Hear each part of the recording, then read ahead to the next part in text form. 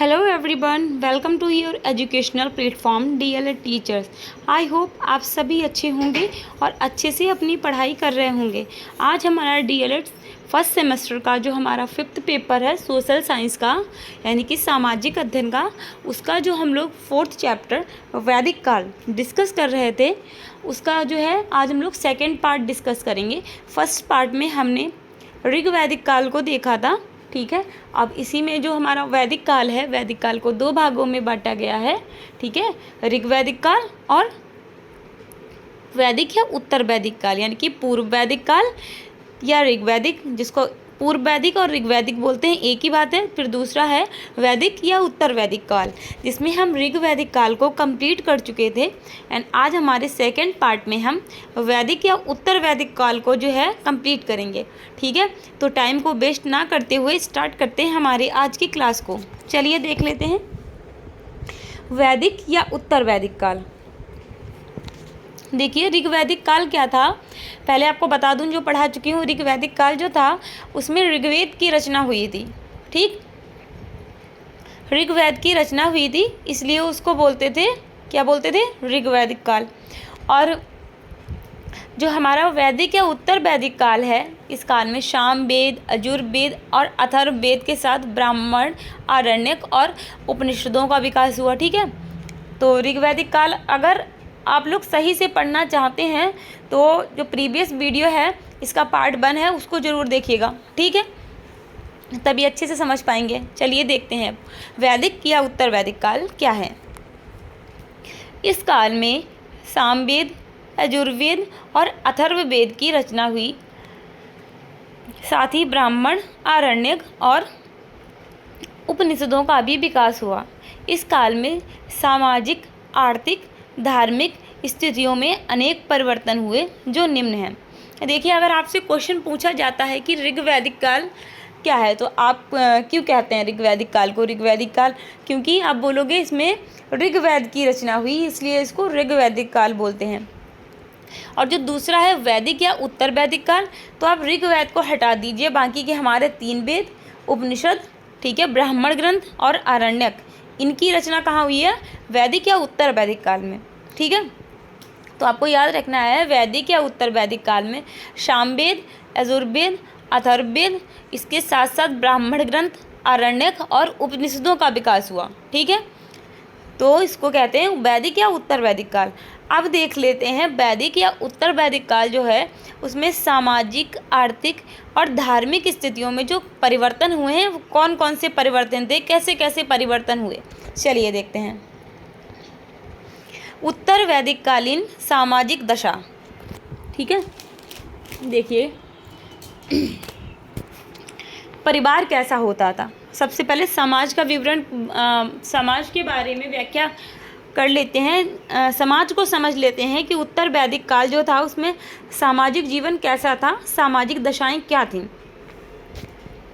तो जो सबसे पहला पॉइंट आएगा, परिवार क्या था। पारिवारिक स्तर पर पिता का अधिकार इस काल में अत्यधिक हो गया था, ठीक है। मतलब कह सकते हैं परिवार का जो मुखिया होता था, सारे डिसीजंस जो लेता था फैमिली के लिए, वो कौन लेता था, पिता, ठीक है। पिता का जो प्रभुत्व था वो ऋग्वैदिक काल की अपेक्षा उत्तर वैदिक काल में और अधिक हो गया था, पिता का प्रभुत्व बढ़ गया था, ठीक है। वह परिवार का मुखिया होता था। मुखिया यानी कि सबसे मुख्य व्यक्ति, परिवार में जो फैसले लेगा, सब सारे डिसीजंस लेगा, ठीक है, वो जो बोलेगा वो फैमिली को करना होगा, ठीक है। तो क्या था, ये सबसे मुख्य व्यक्ति जो, यानी कि मुखिया जो होता था, पिता होता था, उसके पास असीमित अधिकार थे, ठीक है। असीमित मतलब उसके अधिकारों को की कोई सीमा नहीं थी, वो जो कहता था फैमिली में वही होता था, ठीक है।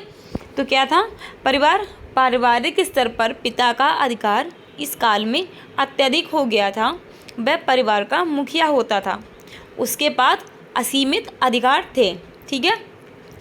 ये है परिवार। अब आगे देख लेते हैं विवाह। देखिए इस काल में विधवा महिला का पुनर्विवाह हो सकता था, ठीक। इस काल में जो था, देखिए पुनर्विवाह जो था ऋग्वैदिक काल में भी होता था, लेकिन बहुविवाह जो था, ऋग्वैदिक काल में बहुविवाह भी होता था, लेकिन किसका होता था? जो राजसी घरानों के लोग थे, यानी कि राजा के फैमिलीज़ में होता था, सामान्य परिवारों में नहीं होता था। और जो हमारा उत्तर वैदिक काल है वहाँ पर कैसा था? जो विधवा महिला होती थी, किसी औरत का जिसके हस्बैंड की डेथ हो गई थी, उसका भी पुनर्विवाह होने का अधिकार प्राप्त था उसे। ठीक है, एकल विवाह को प्राथमिकता दी जाती थी। देखिए, एकल विवाह यानी कि सिर्फ एक विवाह, ठीक है, एक व्यक्ति एक ही विवाह करेगा, इसको प्राथमिकता दी जाती थी। मतलब कि हमारी जो मतलब सबसे पहले प्राथमिकता यानी कि फर्स्ट थिंग जो थी, मतलब कि तो उसमें क्या था कि एकल विवाह को प्राथमिकता दी जाती थी। हालांकि बहुविवाह भी प्रचलित था। एकल विवाह जो था उसको वो प्राथमिकता दी जाती थी उसको, लेकिन बहुविवाह भी लोग करते थे, अपनी स्वेच्छा से कर लेते थे, लेकिन प्राथमिकता सिर्फ एकल विवाह को दी जाती थी। ठीक है, विवाह अंतरजातीय एवं सजातीय दोनों प्रकार का होता था। देखिए, अंतरजातीय यानी कि दूसरी जात में भी विवाह हो जाता था, अपनी जात में तो होता ही होता था, और दूसरी जातियों में भी विवाह होना कर सकते थे। ठीक है, इस काल में गोत्र व्यवस्था स्थापित हुई। इस व्यवस्था के अंतर्गत एक ही गोत्र के स्त्री पुरुषों का आपस में विवाह निषिद्ध हो गया। ठीक है, जो गोत्र व्यवस्था चली आ रही है हमारी, ये कब आई? हमारी उत्तर वैदिक काल में आई। ठीक है, गोत्र व्यवस्था जो है बनाई गई, उसमें क्या हुआ? जो पुरुष समान गोत्र के होते थे उनका विवाह फिर आपस में नहीं कराया जाता था। अब गोत्र व्यवस्था क्या थी? ठीक है, आपने सुना तो होगा गोत्र, लेकिन आपको ये नहीं मालूम है कि गोत्र व्यवस्था थी क्या।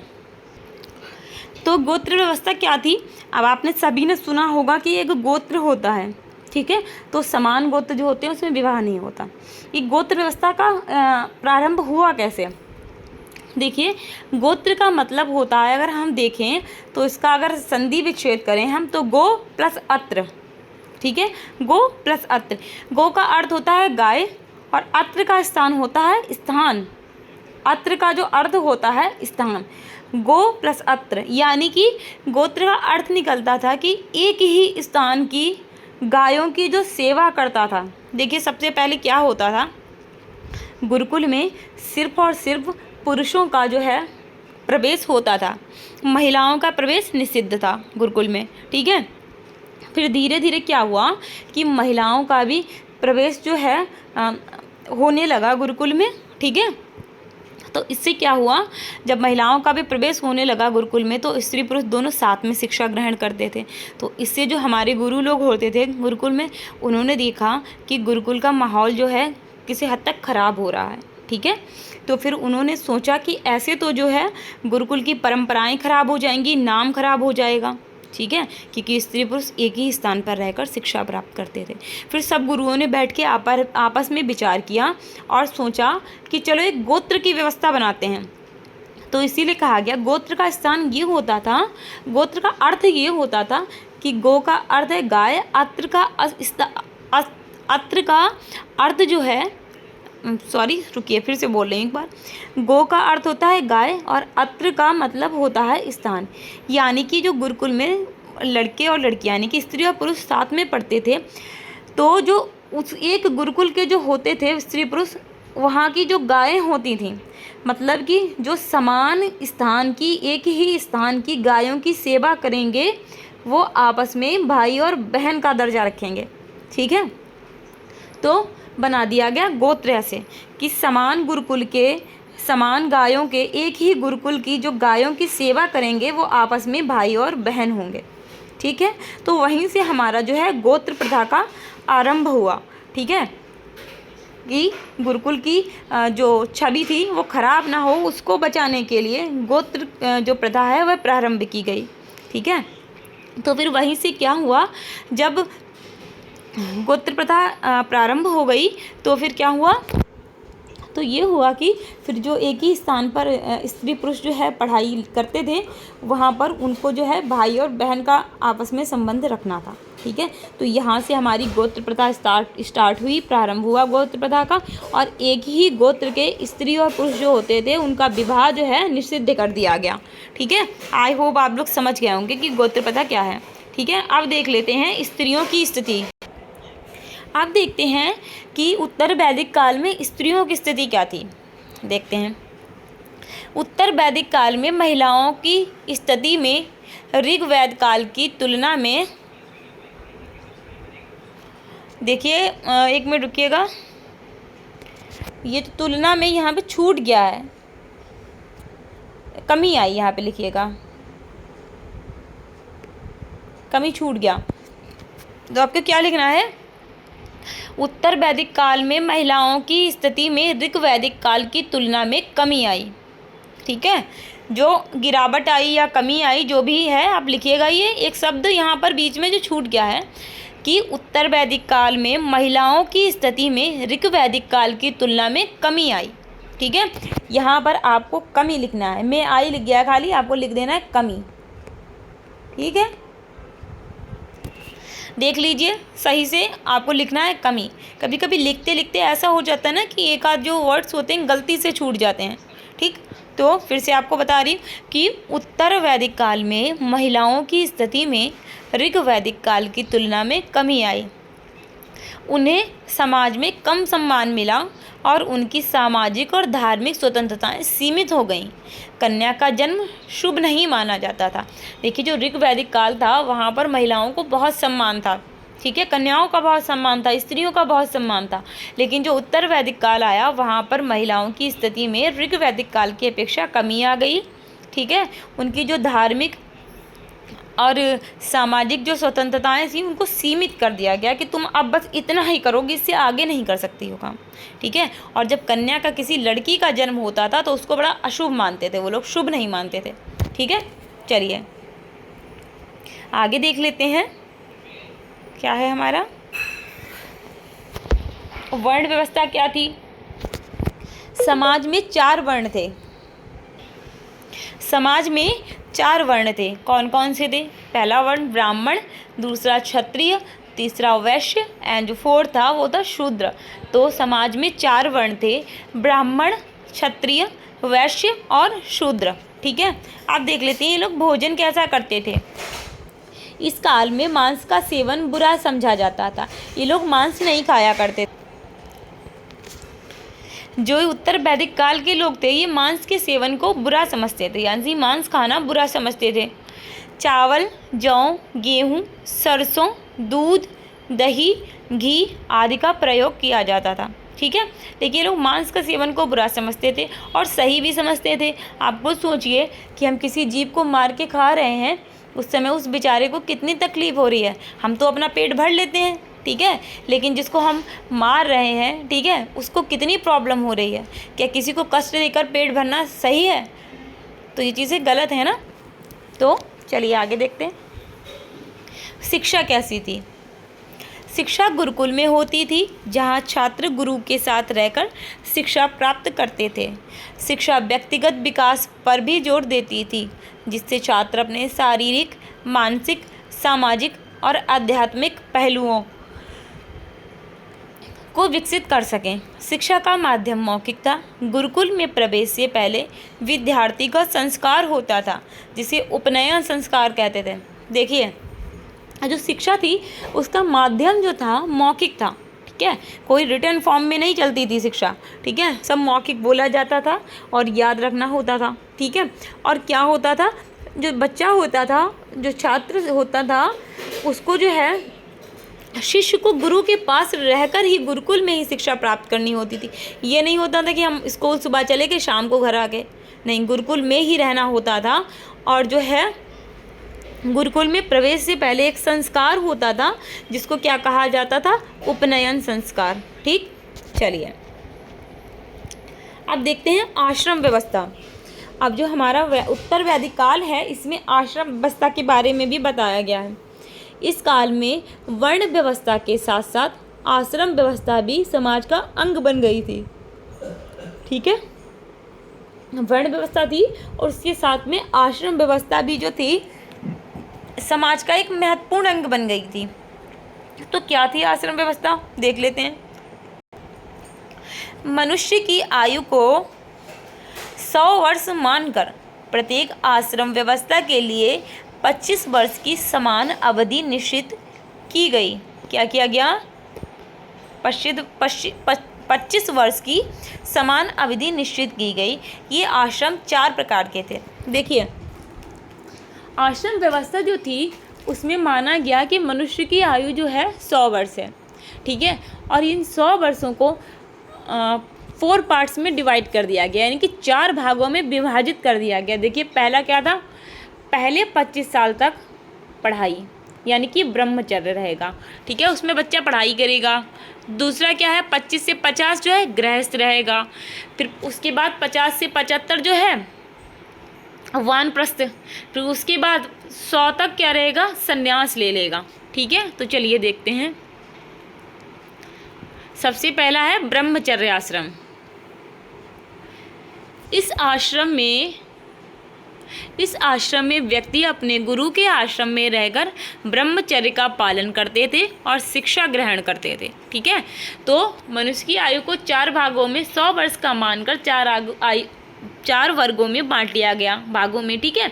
तो पहले जो 25 वर्ष होते थे वहाँ पर जो छात्र होता था, ठीक है, जो व्यक्ति होते थे वो क्या करते थे? आश्रम में गुरु के साथ रहते थे, ब्रह्मचर्य का पालन करते थे और शिक्षा ग्रहण करते थे, ठीक है। फिर दूसरा है गृहस्थ आश्रम। फिर 25 के बाद में 50 तक क्या था? इसमें व्यक्ति विवाह करके एवं संतान उत्पन्न करके गृहस्थ धर्म का पालन करते थे, ठीक। अब उसके बाद क्या है? वानप्रस्थ। इसमें व्यक्ति सांसारिक चिंताओं से दूर रहकर जंगल में रहकर एकांत स्थान में आत्मचिंतन तथा जीवन की मूल बातों पर ध्यान करते थे, ठीक है। क्या था वानप्रस्थ में? संसारिक चिंताएं छोड़ देनी होती थी कि फैमिली कैसे चलेगी, ये कैसे होगा, वो कैसे होगा, ठीक है। और क्या करता था? जंगल में रहता था, एकांत में, बिल्कुल, जहाँ और कोई ना हो, ठीक है। आत्मचिंतन करते थे, ठीक है, सोचते थे बैठ के, और जीवन की मूल बातें जो हैं उन पर ध्यान करते थे, ठीक है। फिर इसके बाद है जो चौथा आश्रम है वो है संन्यास आश्रम। तो क्या है संन्यास आश्रम? इस आश्रम में व्यक्ति सन्यासी बनकर रहता था। यह जीवन का अंतिम आश्रम था, ठीक है। सन्यासी बन के रहता था और उसके बाद क्या होता था? मृत्यु को प्राप्त हो जाता था, ठीक है। और ये चौथा आश्रम है एंड लास्ट आश्रम, ठीक है। अब देखते हैं सामाजिक दशा, हमने देख ली। अब देखते हैं उत्तर वैदिक कालीन राजनीतिक दशा, ठीक है। इस काल में राजाओं को अधिराज, राजाधिराज, सम्राट, एकराट आदि नामों से जाना जाता था। कितने नामों से जाना जाता था? अधिराज, राजाधिराज, सम्राट, एकराट, ठीक है, इतने नामों से जाना जाता था। इस काल में राजा के अधिकारों में पर्याप्त वृद्धि हुई, मतलब राजा के जो अधिकार हैं बढ़ा दिए गए। उत्तर वैदिक काल में ऋग्वैदिक काल की अपेक्षा बढ़ा दिए गए राजा के अधिकार, ठीक है। तो क्या है? इस काल में राजा के अधिकारों में पर्याप्त वृद्धि हुई। राजा का पद वंशानुगत था, परंतु इसके लिए प्रजा की अनुमति आवश्यक थी। देखिए कैसे वंशानुगत था, कि यानी कि राजा का पुत्र ही राजा बनेगा। लेकिन राजा का पुत्र राजा बनेगा तो, पर जैसे अभी जो हमारा होता है ना वोटिंग सिस्टम है, हम अपना कुछ चुनते हैं, तो वहाँ पे भी समथिंग कुछ ऐसा रहा होगा कि बनेगा तो राजा का पुत्र ही राजा, लेकिन प्रजा की अनुमति आवश्यक थी। मान लीजिए प्रजा, जो प्रजा है हमारी, उसने मना कर दिया कि राजा का पुत्र राजा नहीं बन सकता, और उसने क्या किया? विरोध प्रकट कर दिया प्रजा ने, तो फिर वहाँ पर चीज़ें जो है चेंज भी हो सकती थी, ठीक है। लेकिन वैसे जो था जो प्राथमिकता थी वो वंशानुगत को ही दी जाती थी कि राजा का पुत्र ही राजा बनेगा, ठीक है। राजा निरंकुश नहीं होता था। निरंकुश यानी कि ऐसा नहीं होता था कि उस पर कोई अंकुश नहीं है, वो कुछ भी करे जो उसके मन में आए, ऐसा नहीं होता था। राजा के लिए भी कुछ जो है सीमाएं निर्धारित थी, ठीक है। उन सीमाओं के अंदर ही रहकर राजा भी कार्य कर सकता था, ठीक ठीक है। राजा निरंकुश नहीं होता था, उसे धर्म को कठोर नियंत्रण में राज्य को चलाना पड़ता था। उसे धर्म के कठोर नियंत्रण में राज्य को चलाना पड़ता था। इस काल में बहिलीक, परीक्षित और जन्मेजय आदि प्रतापी राजाओं का उल्लेख मिलता है। राजा परीक्षित हो गए, राजा जन्मेजय हो गए और राजा बहिलीक हो गए। ये प्रतापी राजा थे, कब के? उत्तर वैदिक काल के। ठीक है। तो राजनीतिक दशा क्या थी? राजा को राजाधिराज, अधिराज, एकराट, सम्राट इन नामों से जाना जाता था। और जो पद था राजा का वो क्या था? वंशानुगत था, लेकिन प्रजा की आज्ञा के बिना नहीं हो सकता था, प्रजा की सहमति चाहिए होती थी। राजा जो है निरंकुश नहीं होता था, अपनी मर्जी से बिल्कुल नहीं चल सकता था, धर्म के अनुसार ही उसे भी चलना पड़ता था। ठीक है। और बहलिक, जन्मेजय और परीक्षित इस काल के प्रमुख राजा थे, यानी कि प्रतापी राजा थे। ठीक है। चलिए आर्थिक दशा देख लेते हैं उत्तर वैदिक काल की। उत्तर वैदिक कालीन आर्थिक दशा। उत्तर वैदिक काल में आर्यों के आर्थिक जीवन में महान परिवर्तन हुए।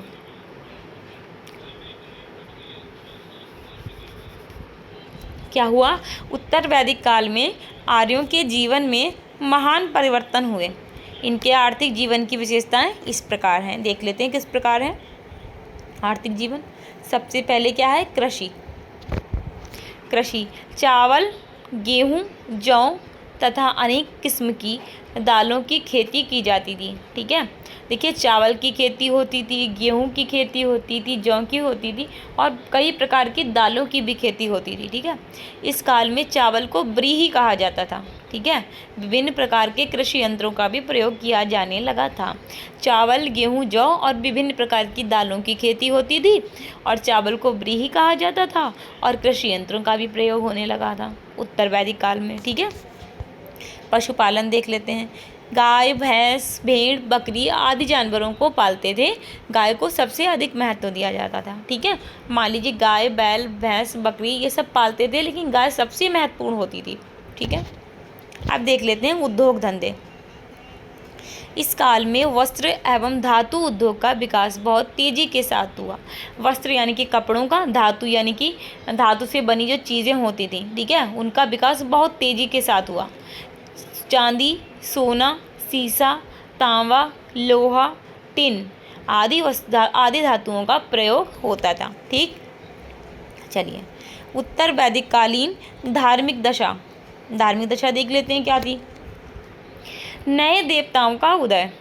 ठीक है। नए देवताओं का उदय हो गया था उत्तर वैदिक काल में। क्या था? उत्तर वैदिक काल में प्रजापति,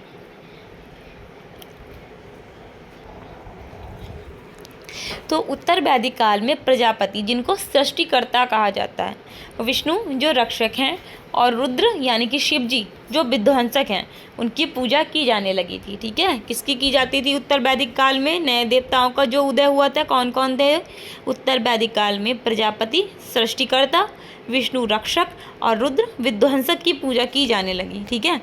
यज्ञों का महत्व देख लेते हैं। यज्ञ का बहुत अधिक महत्व था। यज्ञ देवताओं को प्रसन्न करने, सांसारिक बंधनों से मुक्ति प्राप्त करने और सामाजिक एकता को बढ़ावा देने का एक साधन थे। ठीक है। यज्ञ क्या थे? देखिए, देवताओं को प्रसन्न करने के लिए यज्ञ किए जाते थे, सांसारिक बंधनों से मुक्त करने के लिए इंसान स्वयं को, मनुष्य स्वयं को सांसारिक बंधनों से मुक्त करने के लिए यज्ञ करता था और सामाजिक एकता को बढ़ावा देने के लिए यज्ञ किए जाते थे। ठीक है। अब देख लेते हैं उत्तर वैदिक कालीन साहित्य। तो उत्तर वैदिक कालीन साहित्य क्या थे देखते हैं। 2015 में आपसे वेद के बारे में पूछा गया है। ठीक है। और उत्तर वैदिक कालीन साहित्य में पहला जो साहित्य है वह वेद ही है। वेद शब्द का अर्थ है ज्ञान और यह संस्कृत के विद धातु से बना है जिसका अर्थ है जानना। ठीक है। वेद क्या है? वेद का अर्थ होता है ज्ञान और संस्कृत का जो शब्द है विद, ठीक है, विद धातु से बना है। ठीक है। संस्कृत शब्द के विद धातु से बना है और विद का अर्थ होता है जानना। ठीक है। वेद हिंदू धर्म के सबसे पुराने और सबसे महत्वपूर्ण ग्रंथों में से एक हैं। और सबसे पुराना वेद कौन सा है? तो ऋग्वेद सबसे पुराना है, ठीक है। चलिए देख लेते हैं वेद कितने प्रकार के होते हैं। तो वेद हमारे 4 प्रकार के होते हैं, ठीक है। आगे देखते हैं। यह हिंदू धर्म के ऋग्वेद देख लेते हैं। यह हिंदू धर्म की सबसे पुरानी एवं पवित्र पुस्तकों में से एक है, ठीक है। इसमें कुल 10,580 श्लोक यानी कि मंत्र,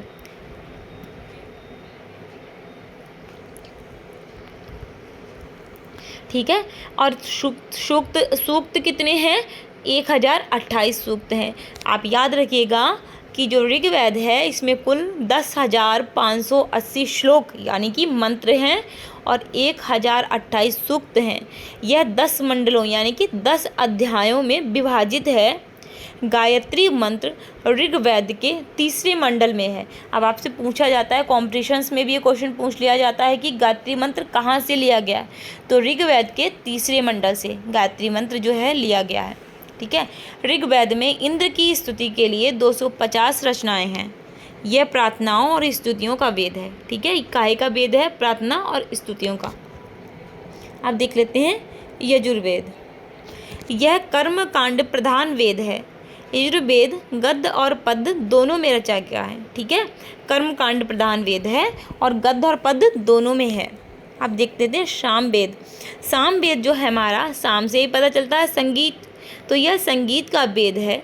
इसमें वे मंत्र हैं जो यज्ञों के समय गाए जाते थे, ठीक। अथर्ववेद। अथर्ववेद जो है हमारा 2021 में पूछा भी गया हमसे, देख लेते हैं। इसमें औषधि, तंत्र मंत्र, जादू टोना और बीमारियों के इलाज के बारे में बताया गया है, ठीक है। ये हो गए हमारे 4 वेद। अब देखते हैं उपनिषद। साहित्य चल रहा है ये उत्तर वैदिक कालीन, ठीक है। अब उपनिषद देखते हैं। उपनिषदों की संख्या 108 है। उपनिषदों में मुख्य रूप से आत्मा, ब्रह्म, मोक्ष और कर्म जैसी अवधारणाओं के बारे में बताया गया है। उपनिषदों की संख्या कितनी है? 108 है। क्या बताया गया है? आत्मा के बारे में बताया गया है, ब्रह्म के बारे में बताया गया है, मोक्ष कैसे प्राप्त करें वो बताया गया है, और कर्म, अच्छे और बुरे कर्मों से क्या फल प्राप्त होता है, ऐसी अवधारणाओं के बारे में बताया गया है, ठीक है। भारत का राष्ट्रीय आदर्श वाक्य सत्यमेव जयते मुंडकोपनिषद से लिया गया है, ठीक है। 2016 में आपसे क्वेश्चन पूछा गया कि मुंडकोपनिषद कहाँ से लिया गया है, ठीक है। वो सत्यमेव जयते कहाँ से लिया गया है? तो मुंडकोपनिषद से लिया गया है, ठीक। आगे देखते हैं उपवेद। उपवेद क्या है? वे ग्रंथ जो वेदों की व्याख्या करते हैं और विभिन्न विषयों पर जानकारी प्रदान करते हैं उपवेद कहलाते हैं। प्रत्येक वेद का एक एक उपवेद है। देखिए उपवेद क्यों बनाए गए? वेदों के अर्थ को समझने के लिए, वेदों की व्याख्या करते हैं उपवेद, ठीक है। और प्रत्येक वेद का जो है एक एक उपवेद है, ठीक है। चलिए,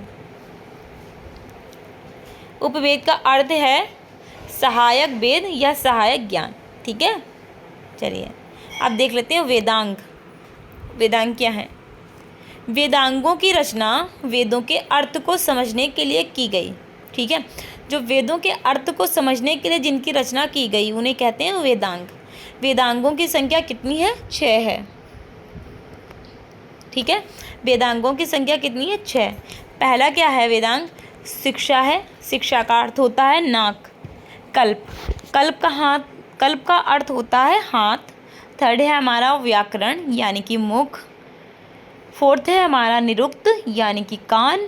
फिफ्थ है हमारा छंद यानी कि पैर। सिक्स्थ है हमारा ज्योतिष यानी कि नेत्र, ठीक है। तो कितने हैं हमारे वेदांग? शिक्षा, कल्प, व्याकरण, निरुक्त, छंद, ज्योतिष। ऐसे याद कीजिए, शिक्षा, कल्प, व्याकरण, 3-3 करके याद कीजिए। शिक्षा, कल्प, व्याकरण, निरुक्त, छंद, ज्योतिष। शिक्षा, कल्प, व्याकरण, निरुक्त, छंद, ज्योतिष, ठीक है। ऐसे याद करेंगे तो याद हो जाएगा ईजिली। अब देखते हैं पुराण। पुराण का अर्थ है प्राचीन आख्यान या पुरानी कथा, ठीक है। इनकी संख्या 18 है, ठीक। पुराण का अर्थ है प्राचीन आख्यान या पुरानी कथा, इनकी संख्या 18 है। अब देख लेते हैं वेद, उपवेद और उनके रचनाकार। जो हमारा ऋग्वेद है उसका जो उपवेद है वो है आयुर्वेद, ठीक है। इसके रचनाकार कौन है? महर्षि धन्वंतरी, ठीक है। दूसरा है हमारा यजुर्वेद, इसका उपवेद है धनुर्वेद, इसके रचनाकार हैं विश्वामित्र। सामवेद का उपवेद है गंधर्व वेद और इसके रचनाकार हैं भरत मुनि।